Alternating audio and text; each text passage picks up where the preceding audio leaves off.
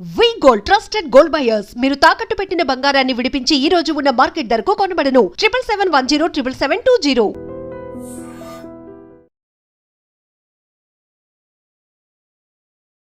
Welcome to I dream media. ఇది winter, శీతాకాలం, చలికాలము. అయితే ఇప్పుడు బ్లడ్ ప్రెషర్ అనేది బాగా పెరిగిపోతుంది, బీపీ ట్యాబ్లెట్స్ వాడుతున్నా కానీ అంటున్నారు. నిజమేనా? బ్లడ్ ప్రెషర్ పెరగకుండా ఉండాలంటే ఏం జాగ్రత్తలు తీసుకోవాలి? వివరాలు తెలుసుకుందాం. మనతో పాటు ప్రముఖ internal medicine specialist doctor Rajesh Ukkala గారు ఉన్నారు. డాక్టర్ గారు నమస్తే అండి. నమస్తే. ఎన్నో ఏళ్ళ ఎక్స్పీరియన్స్ మీది ఈ వృత్తిలో. అంటే జనరల్గా బీపీ అనేది ఎందుకు ఈ శీతాకాలం బాగా పెరిగిపోతుంది ట్యాబ్లెట్స్ వాడినా కానీ? సో దీనికి కొద్దిగా సైన్స్ అనేది మనం అర్థం చేసుకోవాలి. ఎప్పుడైనా ఏదన్నా చలి పెట్టినప్పుడు ఏ వస్తువు అయినా కానీ జనరల్గా లివింగ్ థింగ్స్ ముడుచుకుంటాయి, దగ్గర అయిపోవడం జరుగుతుంది. అలాగే మన శరీరంలో బ్లడ్ వెజల్స్ కూడా దగ్గర పడడం జరుగుతుంది. సో ఆ కారణంగా ఏమవుతుంది, ఎప్పుడైతే దగ్గర పడుతుందో బ్లడ్ వెజల్, బ్లడ్ ప్రెషర్ అనేది ఆటోమేటిక్గా పెరుగుతుంది. ఎందుకంటే బ్లడ్ వెజల్ లోపల ఏదైతే రక్తం ఉంటుందో ఆ రక్తం అనేది ఎక్కువ ప్రెషర్కి గురవడం, నేరో స్పేస్లోంచి బ్లడ్ పోవాలి కాబట్టి బ్లడ్ ప్రెషర్ పెరిగేదానికి ఛాన్సెస్ ఎక్కువగా ఉంటాయి. అందుకోసమే వింటర్లో కాస్త బ్లడ్ ప్రెషర్స్ వేరీ అనేది అవుతాయి. అంటే ఇప్పుడు ఒక 140 ఉంటుంది, వాళ్ళకి ట్యాబ్లెట్ రాశారు, ట్యాబ్లెట్ వేసుకున్నా కానీ పెరిగే అవకాశం ఉంటుందా? సో సిచ్యువేషనల్గా బ్లడ్ ప్రెషర్ అనేది ఒక వేరియబుల్ థింగ్. ప్రతి ఒక్కరికి బ్లడ్ ప్రెషర్ ఒకే విధంగా ఉండదు. అందుకోసమే నార్మల్ బ్లడ్ ప్రెషర్ ఏంటి అంటే లెస్ దెన్ 120/80 అని చెప్తాం. మరి లో బ్లడ్ ప్రెషర్ అనేది ఎక్కడ అంటారు అంటే లెస్ దెన్ 90/60. మరి ఈ మధ్యలో ఉన్న రేంజ్ అంటే 120 నుంచి 90 వరకు, 80 నుంచి 60 వరకు ఒక రేంజ్, నార్మల్ ఫిజియలాజికల్ రేంజ్ అంటాం. ఈ మధ్యలో ఎక్కడున్నా కానీ ఈ బ్లడ్ ప్రెషర్ని నార్మల్ కింద మనం కేటగరైజ్ చేసుకోవాలి. తర్వాత మీరు అడిగిన ప్రశ్న 140/90 వచ్చింది. అయితే ఇది కన్సిస్టెంట్గా ఉందా, only for some part of the time వస్తుందా? సో సిచ్యువేషనల్గా మాట్లాడినప్పుడు మీరు కాఫీ, టీ తాగారు, బ్లడ్ ప్రెషర్ కాస్త పెరుగుద్ది. ఎక్సర్సైజ్ చేశారు, బ్లడ్ ప్రెషర్ పెరుగుద్ది. కోప్పడ్డారు, బ్లడ్ ప్రెషర్ పెరుగుద్ది. నిద్రపోయారు, బ్లడ్ ప్రెషర్ తగ్గుద్ది. సో ఇలా రిలాక్సేషన్ థెరపీస్ చేశారు, బ్లడ్ ప్రెషర్ తగ్గుద్ది. సో వేరియబుల్ థింగ్స్ కన్సిస్టెంట్గా ఆల్వేస్ అబవ్ 140/90 అలా ఉంటే ఎస్, దాన్ని అడ్రస్ చేయాల్సిన అవసరం అయితే ఉంది. Only variability because of needs of the body, ఆ టైంలో ఇది యాక్సెప్టబుల్. ఇప్పుడు ఈ బ్లడ్ ప్రెషర్ ఉన్న వాళ్ళకి, హై బ్లడ్ ప్రెషర్ ఉన్న వాళ్ళకి మీరు ట్యాబ్లెట్స్ ఇచ్చారు, ప్రిస్క్రైబ్ చేశారు, వాళ్ళు వాడుతూ ఉన్నారు అన్నప్పుడు ఈ వింటర్ సీజన్లో ఏమైనా పర్టికులర్ జాగ్రత్తలు, హైడ్రేషన్ కానీ, ఇంకా ఏమైనా స్పైసీ ఫుడ్స్ కానీ, లైఫ్ స్టైల్ చేంజెస్ కానీ ఏమైనా ఈ వింటర్ సీజన్కి ఉంటాయా స్పెషల్గా? సో పర్టికులర్గా మనము వింటర్ గురించి మాట్లాడుతున్నప్పుడు తత్వం ఏంటంటే, యూజువల్లీ చలి పెడుతుందని చెప్పి కాస్త యాక్టివిటీ అనేది తగ్గిపోతుంది. అవును. ఎప్పుడు కూడా ఒక మూల కూర్చోవడము, ఆ కూర్చున్నప్పుడు కాస్త తినడము, ఇలాంటివి జరుగుద్ది. కాబట్టి నంబర్ ఆఫ్ క్యాలరీస్ అనేవి పెరుగుతాయి. సో వెయిట్ పెరుగుతారు, అలాగే యాక్టివిటీ తగ్గిపోతుంది, ఎక్సర్సైజ్ తగ్గిపోతుంది. సో ఈ పరిమాణాలు చూసుకుంటే ఇండైరెక్ట్గా చెప్పాలంటే కొలెస్ట్రాల్ పెరుగుతుంది, ఎక్సర్సైజ్ అనేది తగ్గిపోతుంది. కాబట్టి ఈ రెండు బ్లడ్ ప్రెషర్ని ఎఫెక్ట్ చేస్తాయి. తర్వాత మీరన్న క్రూషల్ పాయింట్, చాలా మటుకు ఈ మధ్యకాలంలో నా క్లినికల్ ప్రాక్టీస్లో గమనించే పాయింట్ యూరిక్ యాసిడ్. వాటర్ ఎప్పుడైతే తక్కువ తాగుతామో, తినుబండారాలు ఎక్కువగా తింటున్నాం, పర్టికులర్గా ప్రోటీన్ సంబంధించిన తినుబండారాలు ఎక్కువ తింటాము, యూరిక్ యాసిడ్ పెరుగుద్ది. యూరిక్ యాసిడ్ కారణంగా బ్లడ్ ప్రెషర్ ఎఫెక్ట్ అవుతుంది. సో ఇన్ని విధాలుగా మనకి బ్లడ్ ప్రెషర్ రెగ్యులేషన్ని సీజనల్గా వేరీ అయ్యేదానికి ఛాన్సెస్ ఉన్నాయి.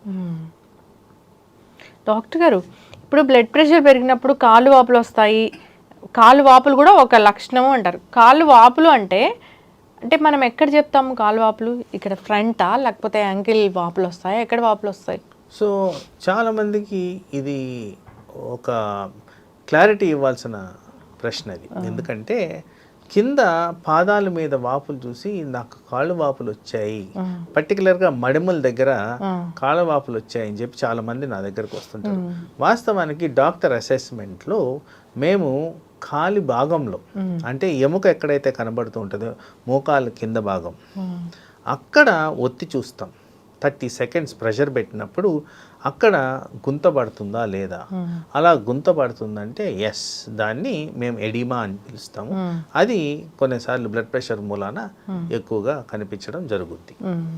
అంటే బోన్ ఉన్న దగ్గర బోన్ మీద ప్రెషర్ పెట్టినాక చెక్ చేస్తాం. బోన్ మీద ప్రెషర్ పెడతాం. ఎస్, జనరల్గానే అక్కడికి వాటర్ ఎందుకు వస్తుంది డాక్టర్ కాళ్ళలోకి?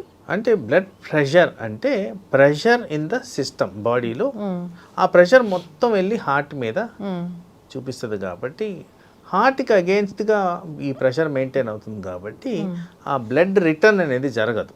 సో ఆ కారణంగా పూలింగ్ ఆఫ్ బ్లడ్ అంటాం. ఏ ఏరియాస్లో అక్కడ ప్రెషర్ పెరిగిపోతే అక్కడ ఈ బ్లడ్ పూల్ అయిపోయి నీరు చేరడం జరుగుద్ది. నీరు చేరింది అంటే బ్లడ్ ప్రెషర్ వల్లే, కొంచెం ఉబ్బుగా ఉన్న బ్లడ్ ప్రెషర్ వల్లే. బ్లడ్ ప్రెషర్ ఒక కారణం, చాలా రకాలుగా నీరు చేరుతుంది.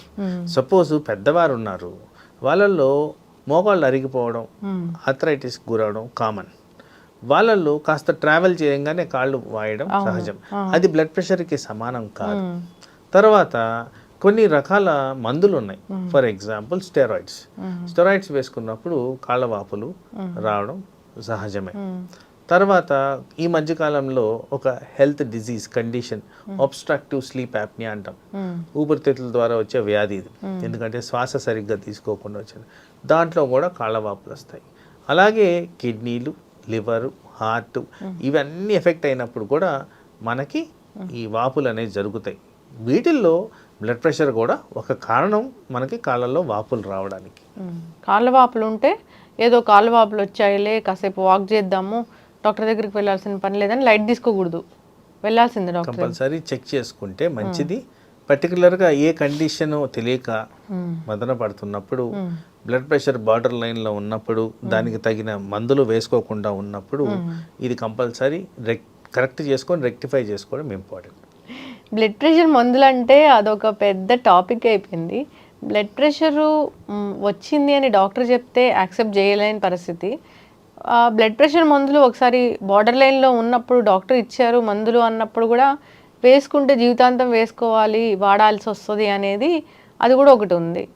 నిజంగానే బార్డర్ లైన్లో ఉంటే మీరు మందులు రాస్తారా? ఒకసారి మందులు వాడడం మొదలు పెడితే జీవితాంతం వాడాల్సిందేనా? సో బ్లడ్ ప్రెషర్ డయాగ్నోసిస్కి చాలా స్ట్రిక్ట్ గైడెన్స్ అయితే ఉందండి. మోర్ దెన్ 140/90 కన్సిస్టెంట్గా about 3 to 4 times in a week different టైమ్స్లో చెక్ చేసినప్పుడు మోర్ దెన్ 140/90 వస్తుందంటే బ్లడ్ ప్రెషర్ని మనం కన్సిడర్ చేయాలి.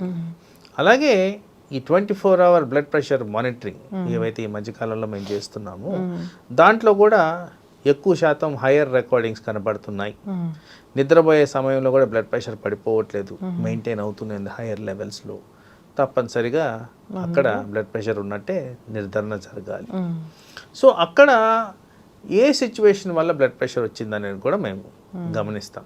అంటే పర్టికులర్గా చిన్న వాళ్ళలో అంటే లెస్ దెన్ 40 years కానీ ఉన్న వాళ్ళలో బ్లడ్ ప్రెషర్ కానీ సాధారణంగా కనిపిస్తుందంటే ఏదైనా కారణంగా వస్తుందా? For example cholesterol, uric acid, alcohol, smoking, ఊబకాయం, ఇట్లన్నిటి వల్ల కూడా బ్లడ్ ప్రెషర్ వస్తుంది.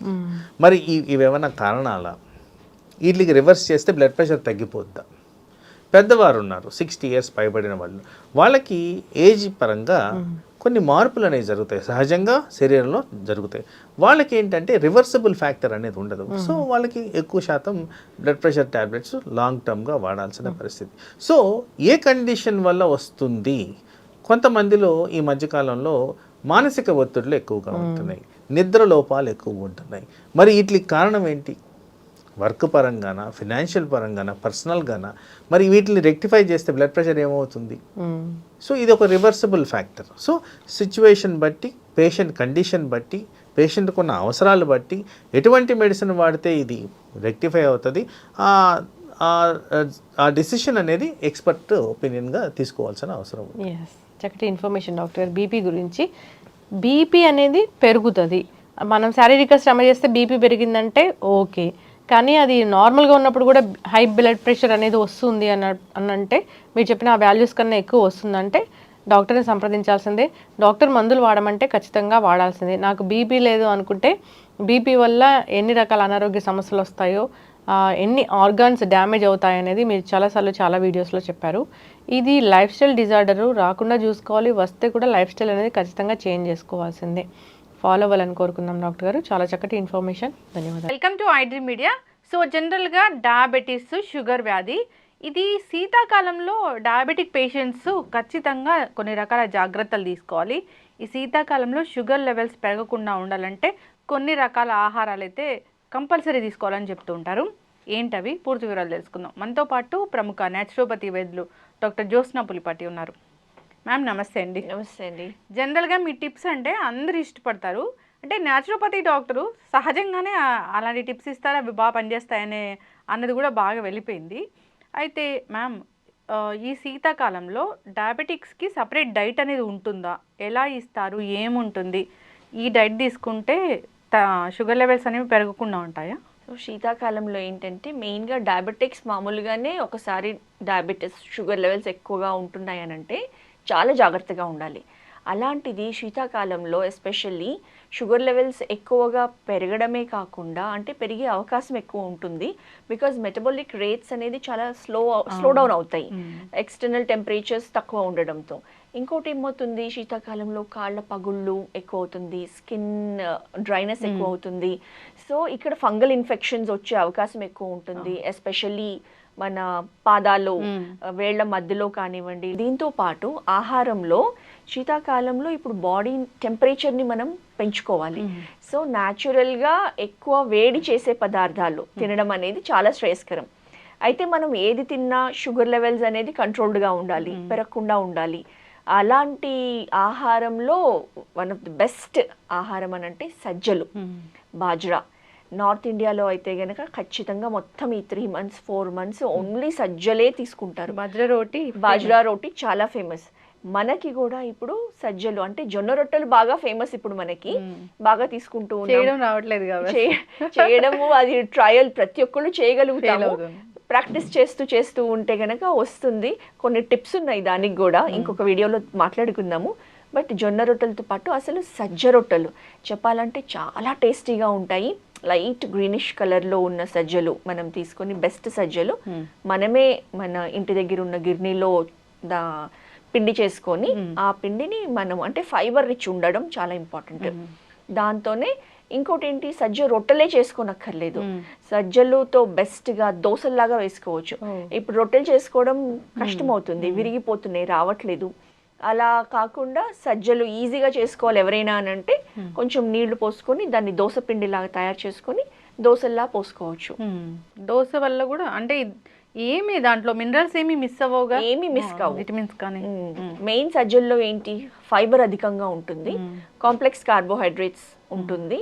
సో అది తీసుకోవడంతో ఒకటి శరీరానికి ఉష్ణత అనేది ఇస్తుంది, అంతేకాకుండా ఈ షుగర్ లెవెల్స్ అనేది ఫాస్ట్గా పెరగకుండా కంట్రోల్డ్గా రోజు మొత్తం మీద కంట్రోల్డ్గా షుగర్ రిలీజ్ అవుతుంది.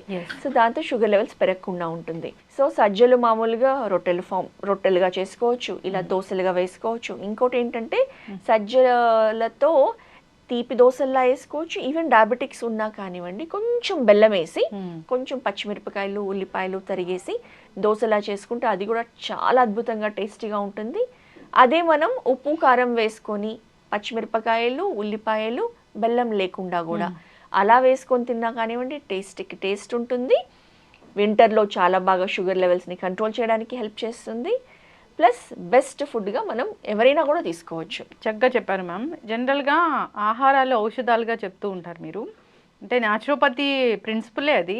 షుగర్ బాగా వచ్చాక, బాగా పెరిగాక కాకుండా ముందే పెరగకుండా మనం ఈ సీజన్లో ఎట్లా తీసుకోవాలనేది చాలా చక్కగా చెప్పారు. అంటే ఈ శీతాకాలంలో అసలు శారీరక వ్యాయామం కానీ అట్లాంటి ఏముండవు, అన్ని మర్చిపోతారు.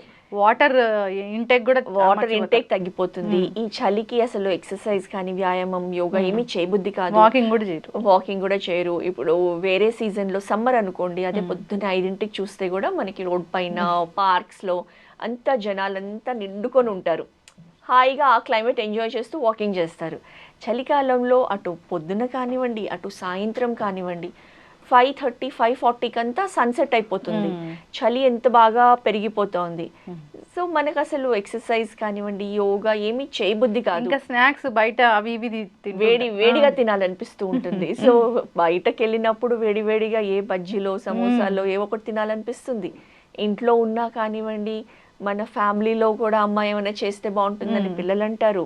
అటు హస్బెండ్స్ కానివ్వండి, ఫ్యామిలీ మెంబర్స్ కానివ్వండి, సాయంత్రం పూట వేడివేడిగా పకోడీ చేసుకుంటేనో, ఏ బజ్జీనో, ఏ అరటికాయ బజ్జీనో, ఏ మిరపకాయ బజ్జీనో వేసుకొని తిందాము అన్న ఆలోచన ఉంటుంది. కాబట్టి షుగర్ పెరిగిపోతూ ఉంటుంది. సో చక్కగా చెప్పారు మ్యామ్. అంటే మిల్లెట్స్ ఏవైనా మంచివే, కాకపోతే ఈ సీజన్ బట్టి ఇది తీసుకోవాలి అన్నారు. బాజ్రా అంటే అది సజ్జలు చాలా మంచివి, దానిలో ఫైబర్ కంటెంట్ అధికంగా ఉంటుంది. ఫైబర్ అధికంగా ఉంటుంది. అంతేకాకుండా సజ్జల్లో ఐరన్, జింక్ ఈ 2 మినరల్స్ కూడా అధికంగా ఉంటుంది. సో ఎవరికైనా కానివ్వండి, రక్తహీనత ఉన్న వాళ్ళకు కూడా ఇది చాలా బాగా ఉపయోగపడుతుంది. హిమోగ్లోబిన్ లెవెల్స్ <10 ఉన్నాయి అనుకోండి, యూజువలీ డయాబెటిక్స్లో దాంతోపాటు హిమోగ్లోబిన్ లెవెల్స్ కూడా ఎనిమిక్ కండిషన్లో ఉంటే కనుక ముందే నీరసంగా ఉంటుంది, త్వరగా ఆకలేస్తూ ఉంటుంది. సో అలాంటి వాళ్ళకి ఇది ఇంకా బాగా ఉపయోగపడుతుంది. ప్లస్ యాంటీ ఆక్సిడెంట్స్ చాలా బాగా ఉంటాయి. ఎవరికైనా డైజెషన్ ఇష్యూస్ ఉన్నా కానివ్వండి, కాన్స్టిపేషన్ ఇష్యూస్ ఉన్నా కానివ్వండి, వాళ్ళకి కూడా ఇప్పుడు వింటర్లో నీరు తక్కువగా తీసుకుంటూ ఉంటాం, దాహం అనిపించదు. సో ఎవరు కూడా న్యాచురల్గానే 1 లీటర్ 2 లీటర్ తీసుకుంటేనే గొప్పలాగా అయిపోతుంది. సో అలాంటి వాళ్ళకి సజ్జలతో తీసుకొని పొద్దున పూట సజ్జ రొట్టె కానివ్వండి, లేకపోతే సజ్జ దోశ కానీ తీసుకున్నాం అనుకోండి, సో ఈ కాన్స్టిపేషన్ ఇష్యూస్ని కూడా నివారిస్తుంది. అదే మనం సజ్జలతో చేసుకున్న ఆహారం తీసుకుంటే. చక్కగా చెప్పారు మ్యామ్. అయితే వెయిట్ లాస్ కూడా కావచ్చు కదా దీంతో? అంతే కదండి. ఇప్పుడు అందులో మనకి అన్ని మిల్లెట్స్లోనూ క్యాలరీస్ తక్కువగా ఉంటుంది, ఫైబర్ ఎక్కువగా ఉంటుంది, ఫిల్లింగ్ ఉంటుంది, మంచిగా ఫిల్లింగ్గా ఉంటుంది, ఆకలి అనిపించదు. సో వెయిట్ లాస్కి మనకు కావాల్సింది మెయిన్ అది. ఫైబర్ రిచ్ ఫుడ్ ఉంది, ఆకలి అనిపించదు, ఫిల్లింగ్గా ఉంది, న్యూట్రిషియస్ ఫుడ్. సో వెయిట్ లాస్కి కూడా చాలా బాగా ఉపయోగపడుతుంది మనకి సజ్జలు అనేది. మీరు చెప్పారు ఒక టిప్పు లాస్ట్ టైము, షుగర్ మనము రైస్ తిన్నా షుగర్ పెరగకుండా ఉండాలంటే రైస్ కన్నా ముందు ఒక కప్ ఆఫ్ సాలడ్ తీసుకోండి. సో ఇంకా ఇప్పుడు ఇది ఈ మనము బాజ్రా రోటీ, దోశ, వాట్ ఎవర్ మనం ఏదైనా రెసిపీ బాజ్రాతో చేసినా దానికన్నా ముందు మీరు చెప్పిన ఆ టిప్ ఫాలో అవుతే కనుక ఖచ్చితంగా డయాబెటిక్స్కి చాలా బాగా ఉపయోగపడుతుంది. ఒక ప్లేట్ ఫుల్ సలాడ్ ఫస్ట్ తిని ఒక కీరా కట్ చేసామనుకోండి, అందులో ఒక హాఫ్ కీరా పెట్టుకొని, ఒక టొమాటో, ఒక క్యారెట్ డయాబెటిక్స్ అనుకుంటారు క్యారెట్ తీసుకోకూడదు, అందులో ఉన్న స్వీట్నెస్తో షుగర్ లెవెల్స్ పెరుగుతుందని. కానీ అందులో ఉన్న లైట్ న్యాచురల్ స్వీట్నెస్తో పెద్దగా ఇంపాక్ట్ కాదు. సో ఒక హాఫ్ క్యారెట్, ఒక క్యారెట్ పెట్టుకోవచ్చు, బీట్రూట్ కొంత పెట్టుకోవచ్చు.